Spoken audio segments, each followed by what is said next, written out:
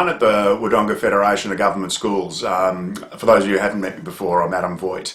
Thank you so much, first of all, for the invitation to come up and help out with your conference recently. I've had some lovely feedback, and I'm hoping you have too. I'm hoping that it was a successful event for you and for your leadership teams, and also for everybody who's involved in the educative pursuit at your school. I had a conversation following up with Mel about your intentions for moving forward from here, and your interest in potentially building something that could make a difference across the entire Federation. So this video is designed to accompany a proposal that I've put together that we hope is something of a starting point. It may be something that we got right first go, but it may also be that your ambitions around school culture are thinking about tackling it slightly differently. So we want to acknowledge that putting something on the table is a great way to get going, but also that you may want to cobble, you may want to do some work and some tinkering with the proposal to get it to hit your strategic objectives. I'm mindful that we haven't met in person, and I'd like to make that happen if this is something that we decide to move forward in partnership around together. That notion, I guess, that what we're trying to do from a conceptual point of view is to work with intention around school culture is one that many schools and many regions of schools are looking to capitalise on at the moment.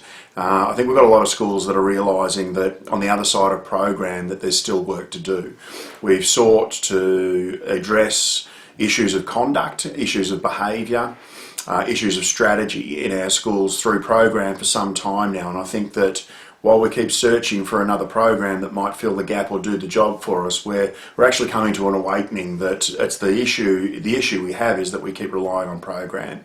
We're saying shift focus, and I congratulate you on your interest in being willing to do that, of being willing to not just say let's pop another program in your schools, particularly one that we want to do something as intricate and as complex as develop and sustain a strong relational culture, but to say, you know, let's take that cultural focus and let's make something really strong of it. So the proposal that we've put together is a 3-year proposal, so you'll see that on the title of the page. What you'll see is in the detail of the proposal that we're really just talking about 1 year at a time. And each of the 3 phases that we've put together as being available to you in partnership, each of those is extendable across the 3 years dependent on how the Federation sees their needs to be. We also want to acknowledge that in terms of the partnership proposal, which is the school partnership component, which is phase 1 of the proposal, that we have a handful of schools in the Federation that have already reached out to us around partnership, and we would just simply adjust in terms of invoicing, in terms of delivery, to make sure that you had full opportunity to I guess make sure that you've got the collective opportunity to move forward as a federation, but schools are also not denied their opportunity to step forward as standalone schools. So I thought in this video what I might do is to unpack for you what those 3 phases of partnership look like, and we might as well get straight into it.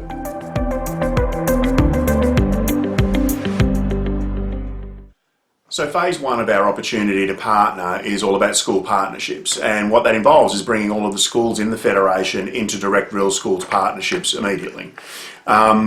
Schools partnerships have been the, I guess, bread and butter of real schools over the last few years. We've now worked more than 70 Australian schools through typically 3-year partnerships designed to build and sustain strong relational cultures around their schools. Partnerships have various things, so we're able to tailor that by the individual schools in the Federation. Typically we'll start perhaps with school culture leadership.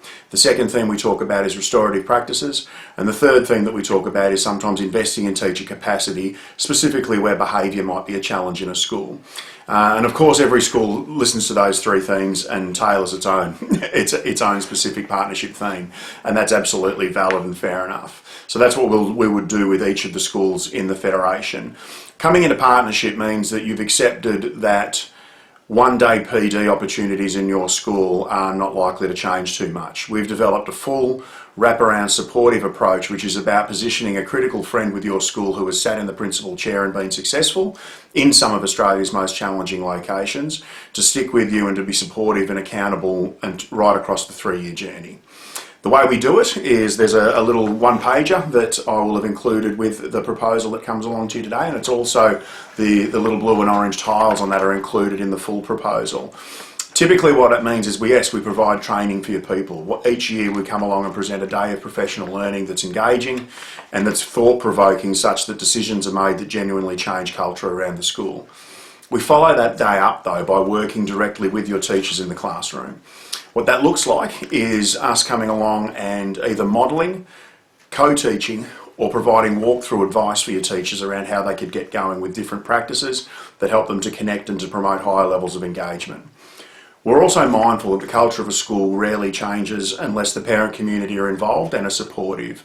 So every school that steps into partnership will be able to access a parent engagement session that we support by providing a video invitation to that you can use on social media and web platforms, and also a graphically designed graphically designed flyer that you can use to hand out in the community to, if you will, maximise bums on seats. We follow up from there further though, and what we do is to provide leadership mentoring. So there are 2 hours of leadership mentoring that are available that are typically able to be used to build an action plan, which is kind of our back of house document. In most of our schools will have a dedicated officer, often an assistant principal, who's in charge of our work together and who is leading that project. They often have a team with them, and we mentor that team to be able to build that action plan that sits at back of house, and often represents an Appendix A as part of your strategic plan for how you're getting your behavioural and wellbeing compliances done. We also then create the front of house document, which we call our student engagement plan. It's a one-page glossy flyer that talks about what we stand for in the way that we're going to practice, the ways that we reflect, the ways that we resolve conflict, and the ways that we work up and down the continuum from informal to formal in order to make your values enacted.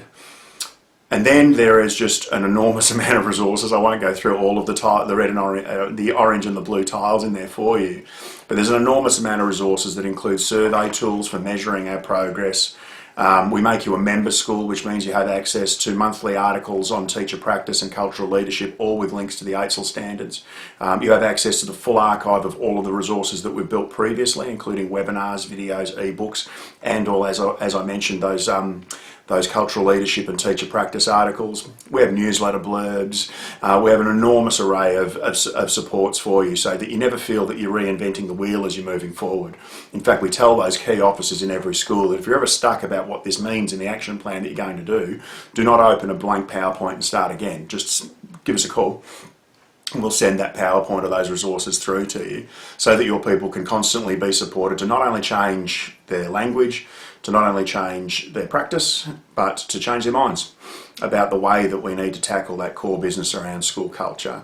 We're really proud of the way that our partnerships have evolved, and we've really been proud of the way that this partnership approach has helped every single school that we work with to achieve different strategic objectives. Some have looked to reduce suspension, some have looked to increase student learning, some have looked to improve parental involvement, some have looked to improve retention of staff in their school. Some have looked to improve bullying data, and some have looked to improve attendance data. All of them we've been able to tackle by meeting this cultural imperative. It's a really exciting thing to do. And so we believe that this phase of partnership is something that can be incredibly valuable in terms of you not only being able to move individual schools forward together, but being able to collectively support each other while you take that on as a federation.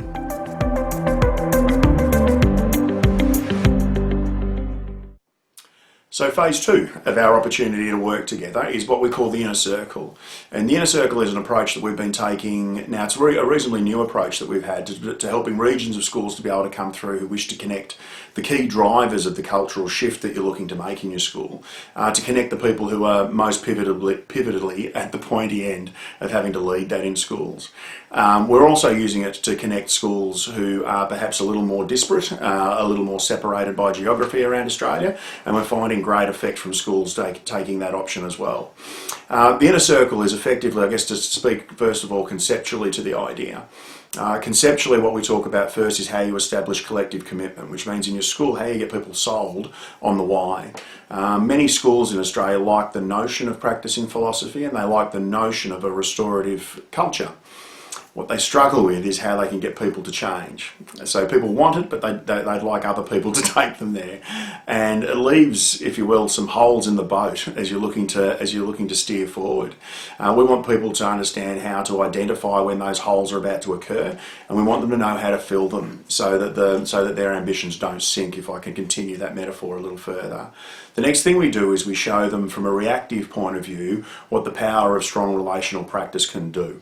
So we let them know some new tools, we let them deploy some new strategies, and we give them lots of tips and tricks that they can use whenever they encounter inevitable concepts such as bullying, such as tension, such as conflict across the school. And when we can get consistent around those processes, that's where sometimes we get some runs on the board, we get some early wins, and people start to actually believe that this is something that's worth potentially buying into in a more meaningful way. And once they're ready, we show them how to move from reactive to proactive. So we move from the why to the when to the how. And that's about showing them how to impact this philosophy upon their instructional model. Now, people who came to my session on restorative classrooms at the conference will be aware that one of the things that I spoke to was the notion of using circles. And when teachers can know, for instance, how to use circles for checking in, for checking out, for preparing, for responding to difficulty, but also most importantly for learning, that's when we send a really strong cultural message to our student body that we're looking to do education with them rather than looking to do education to them. And once we've achieved that, that's when we can say we're working in a really intentional and productive cultural kind of way. This stuff becomes sustainable once we work people through those why, when and how phases. Now, from a more practical point of view, what we do in the inner circle is several times across the year, and the details of this is all unpacked for you in the proposal that we've sent through. Several times across the trip, we bring them together into what we call group mentoring sessions. So they get to not only hear from me about the practices from all of the schools that we work with that have helped to be able to make this journey a successful one, but they get to cross-fertilise their own ideas and to contextualise that in their own work, in their own schools, but also across the broader federation itself. We also then have personal productivity sessions. So online, each of those people would meet with me to determine what it is that they're looking to achieve at their school, to identify potential risks and opportunities, and to strategise to be able to seize those opportunities and to prevent those risks. We then support them online through, we're going to run webinars, we're going to supply podcasts. We're also going to provide ebooks and other resources online for them, and we're going to provide an online platform for them to communicate through. So it's a little, if you will, a little Wodonga Federation of Government Schools Facebook group where they're going. It won't be actually on Facebook, but it'll be an opportunity for them to connect online and to just chat, to just have lots of opportunity to talk about how things are going, to collect ideas from other teachers as they move forward. We found this to be a really positive way of ensuring that policy aligns, to ensure that practice is consistent, and to ensure that we're also getting collectively consistent outputs from our work together by having these leaders come together in this inner circle and allowing them the opportunity to get expert advice, but then also to become experts in the way that they can lead strong relational cultures around your schools.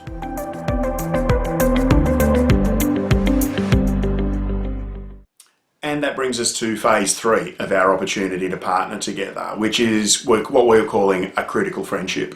And this is born out of the conversation that I had with Mel around not just what you're looking to do in terms of each individual school, but more broadly about what you're looking to achieve and to stand for as a federation.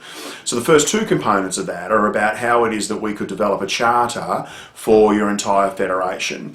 Really about defining what are the guiding principles, what are the key priorities, and also what's your change management strategy for being able to move from current state to desired state as a federation. How is it that you're going to collaborate? What are the rules of engagement as you move forward? Secondly, we could look towards how we build, as a result of that collaboration, a quality teaching framework that could stand up across the entire federation that's incredibly driven and purpose-built for the Wodonga region. Again, we would step through how we develop guiding principles, how we identify key priorities, and we would look at what the change management strategy is to be able to move from our current situation in terms of the way that our teachers operate in classrooms across to what our preferred state is for what the Wodonga Federation would actually really like to stand for. And then finally, the third component of this critical friendship phase that we see is the opportunity to be able to position you as principals as beacons on this restorative future that you see. Certainly that's about how it is that we could engage other organisations in this. One of the things that's incredibly powerful around working restoratively is the opportunity, as the research and the literature around the process tells us, to block the school to prison pipeline. And that means we could engage other agencies in the area to be involved in our work, and how you as leaders can develop action research projects that would allow that to happen. It's really about how you can become a genuinely restorative leader, which is both a preventative piece of work, in that what we want to do is to be proactive about the way that we're supporting our own schools to play their role in that community-driven imperative. And then it's also about how we can make sure that we don't do any damage. My experience has been that the role of the principal in a school, even though you may not be the driver of the project, is pivotal, because you understanding the principles and you being philosophically bought into the vision of what you're trying to do is pivotal.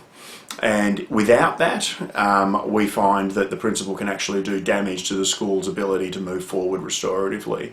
The role, though, of the supporter that you need to play in that space is critical and requires a unique perspective and a unique skill set. And so what we would like to do is to be able to put that skill set in your hands.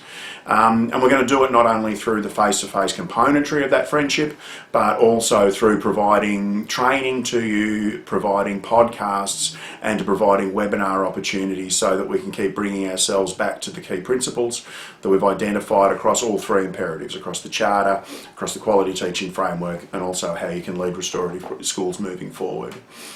We think that this is a real linchpin on being able to make sure that the first two phases of our partnership together have the best possible opportunity to succeed. And we also think that it would be a highly valuable individual opportunity for every single principal in the Federation.